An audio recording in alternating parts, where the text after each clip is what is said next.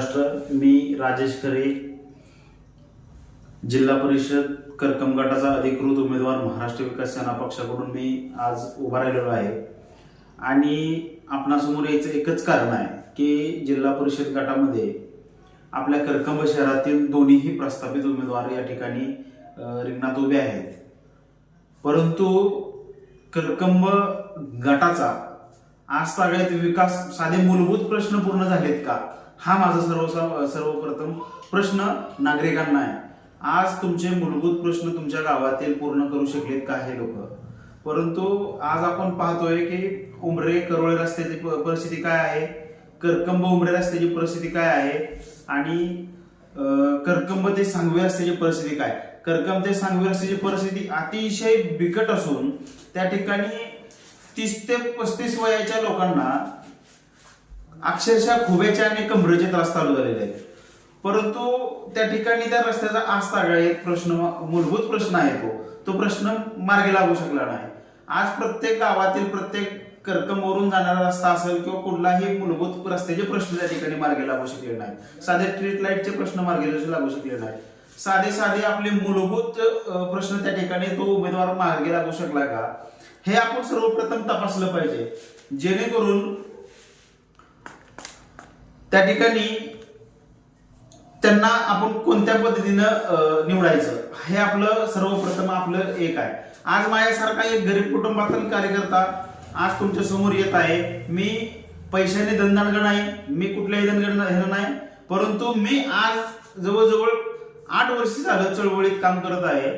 मला अर्ध्या रात्रीचा ह्या पूर्ण जिल्हा परिषद गटातील आणि पंढरपूर तालुक्यातील, सोलापूर जिल्ह्यातील आणि जिल्ह्याबाहेरची कुणाचाही अर्ध्या रात्री फोन आला तर मी त्या लोकांसाठी तत्परतेने असतो। आणि मला रात्रीचा जरी फोन आला, अपरात्रीचा जरी फोन आला तरी एका फोनवर मी त्यांच्या कामाला, त्यांच्या अडीअडचणीला साधे ज्या वेळेस आपल्याला दवाखान्याच्या सारखा प्रश्न निर्माण होतो, आपल्या घरातील एखादा व्यक्ती आजारी पडतो किंवा एखादा प्रसंग घडतो आपल्या बरोबर, त्यावेळेला हा राजकारणी लोक हे प्रस्थापित उमेदवार या ठिकाणी येतात का, आपल्या फोनवरती हजर राहतात का? माझ्यासारखा एक सर्वसामान्य कार्यकर्ता तुमच्यासाठी अर्ध्या रात्रीचा तुम्ही फोन केला तर तुमच्या फोनला, तुमच्या हाकेला त्या ठिकाणी मी धावून येऊन तुमचे प्रश्न सोडवायचं काम मी माझ्या परीने करत आहे। परंतु या ठिकाणी हे लोक न येता फक्त 5 वर्षातून एकदा तुमच्यापाशी यायचं आणि 5 वर्षातून एकदा येऊन तुम्हाला सांगायचं मी तुमच्यासाठी हे करू, ते करू, हे करू, असं करू, तसं करू। परंतु ज्या गावात हे लोक काम करतात, ज्या गावातले हे प्रतिनिधित्व करतात, आज जवळजवळ 30 35 वर्ष, 25 वर्ष यांच्याकडे सत्ता आहे। परंतु करकंब शहरातील, आता मी तुम्हाला करकंब शहरातील विषय बोलतो कारण दोन्ही प्रस्थापित उमेदवार हे करकंब शहरातील आहेत। मला कोणावर नाव घेऊन टीका करायची नाही, परंतु करकंब हे सर्वात, पंढरपूर तालुक्यातील सर्वात मोठे गाव आहे। परंतु करकंबच्या अंडरमध्ये 28 गाव आहे। करकंब शहरातील लगत असणारी गावे, 28 गावातील लोक हे करकंब मध्ये येत असतात। कारण करकंब मधील आठवडे बाजार हा सर्वात मोठा बाजार असतो। साधं बाजार तळावर मुतारीची सुद्धा सोय नाही। आज माझ्या महिला भगिनी, माता भगिनी जर त्या ठिकाणी बाजारासाठी येत असतात, त्या ठिकाणी साधी वॉशरूमची तर त्यांची सोय आजपर्यंत झाली नसेल, तर मूलभूत प्रश्न हे लोकांनी सोडवलेत का? आज मी जसं बघतोय तसं करकंब शहरातील, करकंब पहिलेही तसंच होतं आणि आताही करकंब तसंच आहे। मग ह्यांनी करकंबचा विकास केला का स्वतःचा विकास केला, हा पण प्रामुख्याने बघण्याचा विषय आहे। परंतु करकंब शहरातील करकंबचे बाजारपेठ असेल, करकंब शहरातील स्टँड असेल, स्टँडच्या परिसरात आपण बघितलं तर 11 जिवंत समाधीचं हे करकंब गाव आहे। आज महाराष्ट्रातील कोणतंच गाव नाही ते 11 जिवंत समाधी असणारं करकंब गाव आहे। हा तीर्थक्षेत्र म्हणून ओळखलं जाणारं गाव असू शकतं, असू झालं असतं, परंतु यातील राजकारणी मंडळींना त्या तीर्थक्षेत्र असणाऱ्या करकंब गावामध्ये 11 जिवंत समाधी आहेत। 11 जिवंत समाधी असणारं हे करकंब गाव आहे। या करकंब गावामध्ये स्टँडवर 2 जिवंत समाधी आहे। त्या जिवंत समाधीच्या शेजारी शौचालय केलेलं आहे। त्या शौचालयाची अवस्था आपण काय आहे तो आपण पाहू शकता। आज त्या ठिकाणून विद्यार्थी पंढरपूरला कॉलेजसाठी माझ्या माता भगिनी जात असतात, सकाळ सकाळ त्या ठिकाणी ते उपस्थित असतात। करकंबवरून अनेक प्रवासी पंढरपूरला जातात, नगरला जातात, करमाळ्याला जातात, टेंभुर्णीला जातात, पुण्याला जातात, सोलापूरला जातात. माझ्या माता भगिनी त्या ठिकाणी बसायची अशी साधी सोय नाही त्यांना. हे साधे मूलभूत प्रश्न जिल्हा परिषदेच्या आपल्याकडे सत्ता आहे. आज जवळजवळ 15 वर्ष 20 वर्ष आपल्याकडे सत्ता आहे. आज करकंबमध्ये आपल्याकडे जवळजवळ 15 ते 20 वर्ष झाली सत्ता आहे. मग आपण साधे मूलभूत प्रश्न जर या करकंब शहरातील आणि करकंब गावातील आणि करकंब परिसरातील करकंबच्या 28 गावातील सोडवू शकला नसाल तर आपण आजपर्यंत काय केलं? आजपर्यंत आपण स्वतःचा विकास करायचं काम केलेलं आहे. माझे आज या सर्वसामान्य मायबाप जनतेला विनंती आहे, एक गरीब कुटुंबातील आज मी या ठिकाणी जिल्हा परिषदेसाठी उभा आहे. आज मला एक संधी द्यावी. एक चळवळीतला कार्यकर्ता आहे मी. मला कुठलीही आशा नाही, मला कुठलाही लोभ नाही, मला पैशासाठी राजकारण करायचं नाही. मला फक्त तुमच्यासाठी, सर्वसामान्य जनतेसाठी, माझ्या गोरगरीब माता भगिनींसाठी, माझ्या जनतेसाठी या ठिकाणी जिल्हा परिषदेसाठी मी मैदानात उतरलेलो आहे. आणि मला फक्त तुमची सेवाच करायची. तुम्ही माझं कान धरून, माझा हात धरून त्या ठिकाणी तुम्ही माझ्याकडनं सेवा करून घ्यायचं काम करायचं आहे. जर मी काम नाही केलं तर तुम्ही ज्या दिवशी मला बोलचाल, ज्या दिवशी तुम्ही जाहीर सभा घ्या, ठिकाणी एक मीटिंग घ्या, त्या मीटिंग मध्ये मला जाहीर राजीनामा द्यायला सांगा. एक संधी मला द्यावी. त्या संधीचं सोनं केल्याशिवाय मी शांत बसणार नाही. आज करकंब हे पंढरपूर तालुक्यातील मोठं गाव आहे. करकंब पंढरपूर तालुक्यात आषाढीवाडी पंढरपूरच्या विठ्ठल रुक्मिणी माता दर्शनासाठी आषाढीवाडीला लोक येत असतात, भाविक येत असतात. परंतु करकंब ग्रामपंचायतीसाठी आजपर्यंत भरपूर निधी, कारण करकंब आणि पंढरपूरचं अंतर हे 25 किलोमीटर आहे फक्त. करकंबसाठी निधी हा पण भरपूर येतोय, परंतु बाजार जे आषाढी वारीसाठी अनेक पालख्या या करकंब शहरामध्ये वसलेल्या असतात. आज पालखी स्थळाची जर अवस्था आपण बघितली तर निवृत्ती महाराज पालखी स्थळ इथे इंग्लिश स्कूल शाळेच्या शेजारी आहे. त्या ठिकाणी पालखीची सोय झाली नाही. पालखी स्थळावर तिथे व्यवस्थित शौचालयाची सोय झालेली नाही.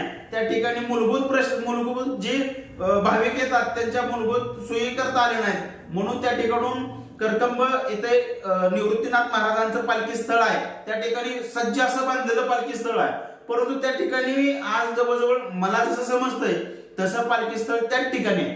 परंतु पालखी स्थळाचं काय झालं, तिथून पालखी स्थळ रामभाऊ जोशी हायस्कूल या ठिकाणी सोय होत नसल्या कारणाने त्या ठिकाणी आलेलं. मग इथं प्रशासन करकंबचं काय करतंय हा प्रश्न निर्माण झाला. आज करकंब भागातील, करकंब शहरातील जनता या ठिकाणी नाराज झालेली आहे, भाविक नाराज झालेले आहेत. कारण निवृत्तीनाथ महाराजांचं दर्शन घेण्यासाठी मला जसं कळतंय, मी जसं जन्मलो तसं त्या ठिकाणीच पालखी स्थळ आहे, त्या ठिकाणीच भाविक येत असतात. इतकी मोठी जंगलिंग झाली की लोक करकंब या ठिकाणी इंग्लिश स्कूल शाळेजवळ पालखी स्थळावर दर्शनासाठी आले, परंतु त्या ठिकाणी पालखीच नव्हती. अनेक गावातील लोकांनी, अनेक गावातील प्रतिष्ठित नागरिकांनी आणि सर्वसामान्य लोकांनी त्या ठिकाणी पालखी रोखायचं काम या ठिकाणी भाविकांनी केलेलं आहे. आणि रोखायचं काम केल्यानंतर त्या ठिकाणी त्या लोकांनी सांगितलं की निवृत्ती महाराज ट्रस्ट मधले काही लोक होते त्या ठिकाणी विश्वस्त होते, त्या विश्वस्तांनी सांगितलं की बाबा त्या ठिकाणी तुमच्या ग्रामपंचायतीच्या माध्यमातून व्यवस्थित आमची सोय केलेली नाही, त्या ठिकाणी आमच्या साधे राहण्याची व्यवस्था नाही, आमच्या त्या ठिकाणी साधी महिलांसाठी शौचालयाची व्यवस्था नाही. मग आम्ही तिथं कसं थांबू? आमची जर सोयच होत नसेल, त्या ठिकाणचा जर परिसर बघितला तर स्वच्छता नव्हता. कारण करकंब शहरात अनेक ठिकाणी जनावरांचं वास्तव्य आहे, त्या ठिकाणी जनावरांची विष्ठा त्या ठिकाणी पडलेली होती. त्या ठिकाणी पालखी थांबल का हा पण प्रश्न आहे. त्यामुळे त्या ठिकाणून विश्वस्तांनी रामभाऊ जोशी हायस्कूल या ठिकाणी पालखी घेऊन गेले. मग साधे मूलभूत प्रश्न जर आपण सोडवू शकत नसाल, शासन भरघोस निधी देतोय, त्या निधीतून जर आपण साधे साधे प्रश्न जर मार्गी लागू शकत नसाल तर आपणाला कडे का सत्ता द्यायची? आपण ह्या लोकांना मदत का करावी? आपण ह्या लोकांना मतदान का करावं हा प्रश्न या ठिकाणी निर्माण होत आहे. आणि आपण पाहिलं तर हा आषाढी वारीचा मुद्दा झाला, परंतु करकंब शहरात मूलभूत प्रश्नही मिटलेले नाहीत आणि दोन्ही प्रस्थापित उमेदवार हे करकंब शहरातील आहेत. मग या जिल्हा परिषद गटातील सुज्ञ नागरिकांनी आज विचार केला पाहिजे. ह्या लोकांनी आज सगळ्यात आपण 30 वर्षांना सत्ता दिली, झेडपीच्या माध्यमातून असो किंवा ग्रामपंचायतीच्या माध्यमातून असो, ह्या लोकांनी आपली काय कामं केली? अहो घरकुलाचा प्रश्न, अहो ह्याचा प्रश्न, शौचालयाचा प्रश्न हे कोणीही मार्गी लावू शकतोय, माझ्यासारखा एक कार्यकर्ताही मार्गी लावू शकतोय. परंतु साधे मूलभूत रस्त्याचे, गटारीचे पाण्याचे प्रश्न या ठिकाणी मिटलेत का बघणं गरजेचं आहे. आज गेल्या पावसाळ्यात आपण एक परिस्थिती बघितली. मला एका जिल्हा परिषदेतील अंगणवाडीतून फोन आला की बाबा वरून पाणी टिपकतंय आणि आम्ही मुलांना घेऊन या ठिकाणी कसं शिकवू. आज ती परिस्थिती बघितली तर माझ्याकडे त्याचे व्हिडिओ आहे, माझ्याकडे पुरावे आहेत आणि पुराव्यानिशी मी आपल्या समोर मी कोणावर टीका करायची नाही, मी कोणावर हे करणार नाही. माझ्याकडे पुराव्यानिशी आहेत, मी पुराव्यानिशी आपल्या समोर येऊ शकतो. आणि मी उद्या 11 वाजता माझी रोख ठोक मुलाखत येणारच आहे. त्यात मी त्या मुलाखतीत मी तुम्हाला पुरावे सादर करणारच आहे. कारण मी पुराव्यानिशी बोलत असतो, मी पुराव्यानिशी कुठलाही विषय मांडत नाही. माझ्याकडे जर पुरावे नसेल तर त्या विषयाला मी हात घालत नाही. माझ्याकडे पुरावा आहे. जिल्हा परिषदेचे माझे जे सदस्य आहेत त्यांना माझे हे आहे की बाबा आपण साधे अंगणवाडीचा प्रश्नही मार्गी लावू शकलो नाही. आज परिस्थिती बघितलं तर वरून पाणी टिपकतंय.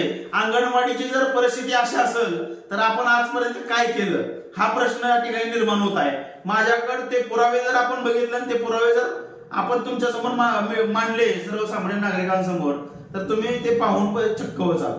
परंतु काय विकास झाला? विकास आजपर्यंत काय झाला नाही. मग या प्रस्थापित नेते मंडळींना आपण मतदान का करावे हा प्रश्न माझ्या समोर आहे आणि तुमच्या समोरही आहे.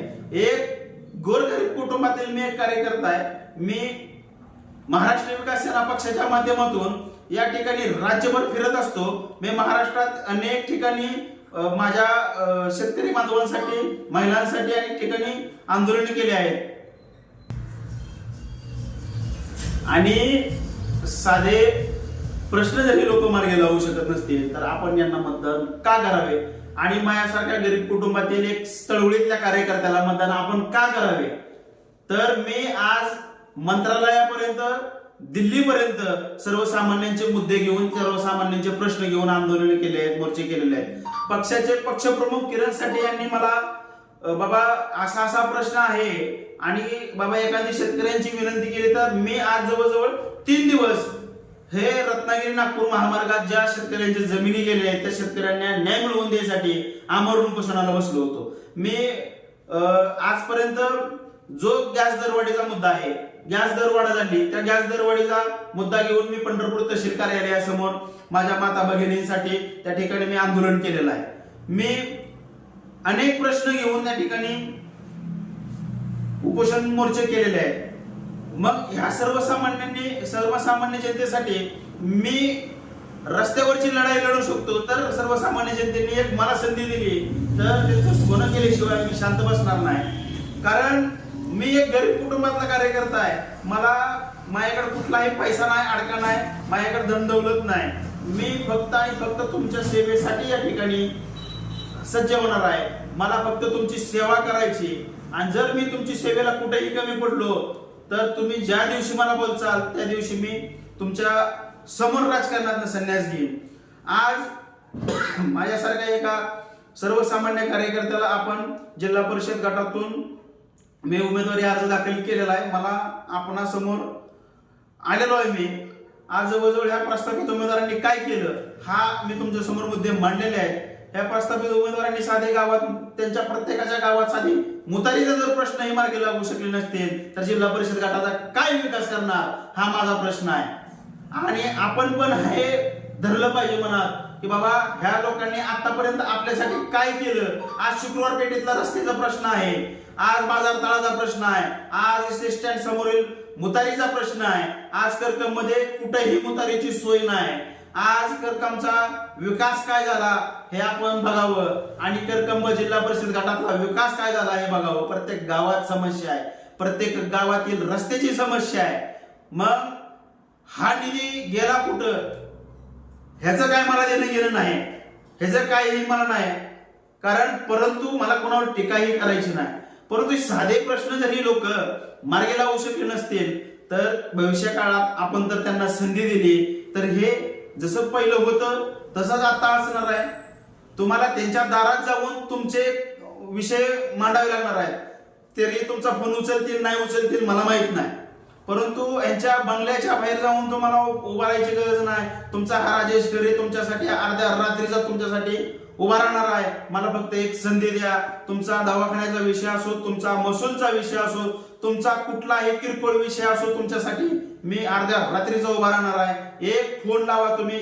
जर त्या फोनला जर रिप्लाय नाही मी दिला तर माझं राजकारणात मी संन्यास घेईन. हा प्रश्न मी तुमच्या समोर देतो. मला फक्त तुमच्यासाठी उभा राहायचंय. मला माझ्या वैयक्तिक स्वार्थासाठी उभा राहायचं नाही. मला फक्त या सर्वसामान्य मायबा जनतेसाठी उभा राहायचंय. आजपर्यंत काय विकास झाला? जिल्हा परिषद गटामध्येही विकास झालेला नाही आणि करकम शहरातही विकास झालेला नाही. मला फक्त एक संधी द्या. त्या संधीचं मी सोनं केल्याशिवाय शांत बसणार नाही.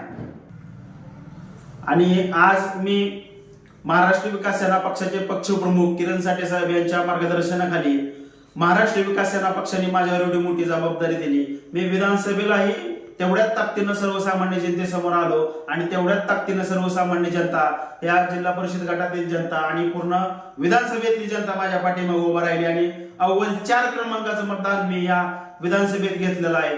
आणि तसंच भरघोस मतदान आपण मला करावं. येणाऱ्या 5 तारखेला आपण जे मला चिन्ह भेटल ते चिन्ह मी तुम्हाला कळवेन. माझं नाव आहे राजेश तानाजी खरे. आपण सर्वजण मला ओळखतात.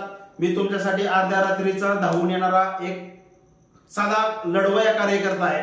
त्यामुळं माझं चिन्ह काय येईल 27 तारखेला ते मी आपणा समोर मांडणारच आहे. मी तशी एक मुलाखत देणारच आहे. त्या मुलाखतीत मी तुमच्या समोर येताना आणि तुमच्या समोर येत असताना ते चिन्ह मांडेन पण. परंतु मला आज कोणतंही चिन्ह नाही. महाराष्ट्र विकास सेना पक्षाच्या माध्यमातून मी उमेदवारी अर्ज दाखल केलेला आहे. मला एक संधी द्या. त्या संधीचं मी सोडून गेल्याशिवाय शांत बसणार नाही. तुमचाच एक भाऊ, तुमचाच एक मुलगा, तुमचाच एक जवळचा मित्र, मला या नात्यानं आपण मतदान करचाल ही माझी विनंती आहे. आणि एवढंच बोलतो आणि थांबतो. जय भीम, जय महाराष्ट्र, जय जिजाऊ, जय शिवराय. बेधडक आणि रोखठोक बातम्या पाहण्यासाठी करकम सुपरफास्ट न्यूज चॅनलला सबस्क्राईब करा व बेल आयकॉनवरती क्लिक करून नोटिफिकेशन ऑन करा.